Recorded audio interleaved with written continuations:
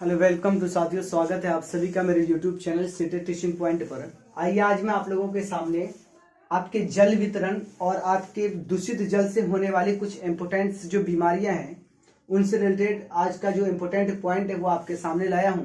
आइए एक एक करके हम सबसे पहले जानते हैं जल के वितरण के बारे में। अगर आपसे पूछ ले महासागर में जल कितने हैं तो याद रखेगा कि 97% और वो कैसा है, खारा जल है। अगर आपसे पूछ ले बर्फ के रूप में कितना जल है तो याद रखिएगा 2% है, वो मृदु जल है।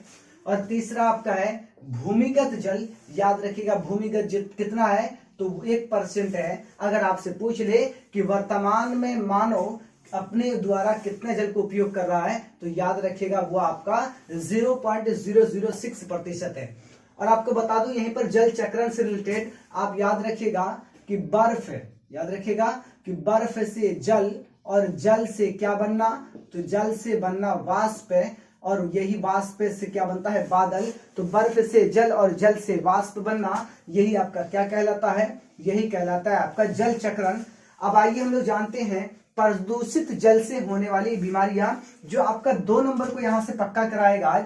कहता है कि प्रदूषित जल से होने वाली बीमारी में सबसे पहले मिनी माता की बात कर लेते हैं। ये जल में पारा के घुल जाने से, याद रखिएगा कि जल में पारा के घुल जाने से ये रोग होता है। और इसमें क्या होता है, लोग को कम सुनाई दिया है और दिखाई देना तथा पागलपन होना, अर्थात कम सुनाई देना और कम दिखाई देना और पागलपन का होना, ये किसमें होता है तो मिनी माता रोग में होता है। ये क्यों होता है तो जल में पारा के घुल जाने से। आपसे क्वेश्चन पूछ लेगा कि बताइए मिनी माता रोग किस कारण होता है तो याद रखिएगा जल में पारा के घुल जाने से या दूषित जल से।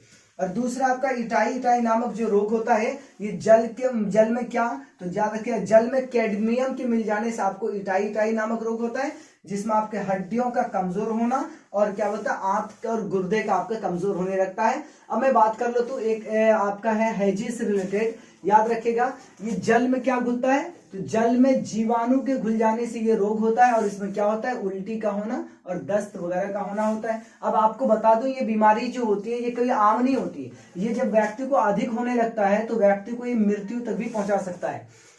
और दूसरा आपका एनीमिया रोग, याद रखिएगा जल में किसके तो जल में सीसा के घुल जाने से एनीमिया रोग होता है, जल में सीसा के घुल जाने से एनीमिया रोग होता है। और याद रखिएगा इसमें क्या होता है तो सर दर्द बदन दर्द का होना होता है, याद रखिएगा इसमें सर दर्द और बदन दर्द एनीमिया रोग होता है। क्यों होता है तो एनीमिया के जल में सीसा के मिल जाने से। दूसरा आपका ब्लू बेबी सिंड्रोम रोग, याद रखिएगा ब्लू बेबी सिंड्रोम रोग क्यों होता है तो जल में नाइट्रोजन, याद रखिएगा कि जल में नाइट्रोजन के घुल जाने से होता है। और क्या होता है तो मांसपेशी में दर्द होता है। और दूसरा जो छोटे बालक होते हैं उसमें सांस संबंधी बीमारी होती है।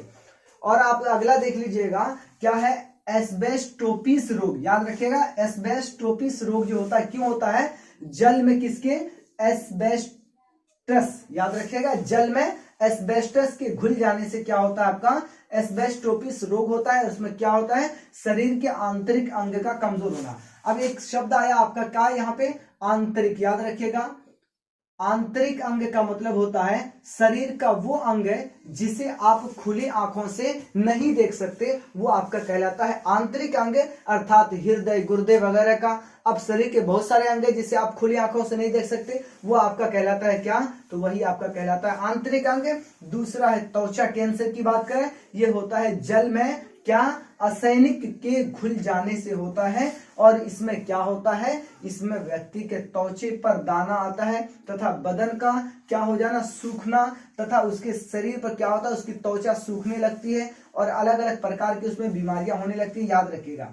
अब मैं आपको बता दूं यहाँ पर कि इनसे आपका प्रश्न पूछा कैसे जाएगा। आपसे डायरेक्ट वे में तो पहले पूछ लेगा कि बताइए एनीमिया रोग क्यों होता है। अगर आपको ऑप्शन में मिले क्या, आपको मिले दूषित जल तो आप लगाइएगा दूषित जल। अगर आपको ऑक्सीजन में आप याद रखिएगा आपको ऑप्शन में नहीं मिले वो दूषित और आपको ऑप्शन में क्या मिले, ऑप्शन में मिले आपको सीसा, तो याद रखिएगा कि जल में सीसा के घुल जाने से एनीमिया रोग होता है। और आपसे 2 तरीके से पूछेगा, आपसे पूछ लेगा कि बताइए कि जल में पारा के घुल जाने से क्या होता है। और याद रखिएगा पारा युक्त 2 बात आपसे यहाँ इस तरह पूछेगा, जल में पारा के घुल जाने से क्या होता है तो मिनी माता रोग। एक और आपसे कैसे पूछेगा कि बताइए पारा युक्त जल का सेवन करने से कौन सा रोग होता है, तो याद रखिएगा कि एनीमिया रोग, सॉरी मिनीमाता रोग होता है। जल में पारा के घुल जाने से भी आपका क्या होता है, मिनीमाता रोग होता है। और आपसे पूछेगा कि पारा युक्त जल का सेवन करने से क्या होता है, तो याद रखिएगा तब भी आपका मिनीमाता रोग होता है। इस तरीके से 3 कैटेगरी से आपको इसका सवाल पूछा जा सकता है। ऐसे पूछ लेगा आपको बताइए एनीमिया रोग किससे होता है, तो जल में सीसा के घुल जाने से। आपसे पूछ लेगा कि सीसा घुले युक्त जल का सेवन करने से क्या होता है, तो याद रखिएगा एनीमिया रोग होता है। इस तरीके से आपसे पूछ लिया जाएगा। और आपको यहाँ पे बता दूं, आपसे डायरेक्ट वे में पूछा जा सकता है कि विश्व में खारे जल कितने प्रतिशत है, तो याद रखिएगा 97 है। और आपके बर्फ के रूप में 2% है और 1% आपका भूमिगत जल है। वर्तमान में मानव कितना प्रतिशत जल का उपयोग कर रहा है, तो 0.006% जल का उपयोग कर रहा है। और मैं आपको यहीं पे बता दूं, ये जो आपकी कक्षा है ये पूर्णतः रूप से ईवीएस आधारित है। और आपका ईवीएस के साथ साथ ये किस पर है, तो एनसीईआरटी पर है ये। और एनसीईआरटी के साथ साथ मैं आपको बता दूं कि ये आपका क्या है, बहुत VVI very very important topic है, जो आपके अगला जो आपका शिफ्ट एग्जाम होने वाला है उसमें आपको ये देखने को मिल सकता है। तो चलिए फिर मिलते हैं आप लोगों से नेक्स्ट वीडियो में नेक्स्ट टॉपिक के साथ, और आप लोगों के लिए बहुत ही तैयार किया हुआ एक अच्छा सा क्लास लेकर। जब तक के लिए आप लोगों से विदा होते हैं। Best of luck, good bye.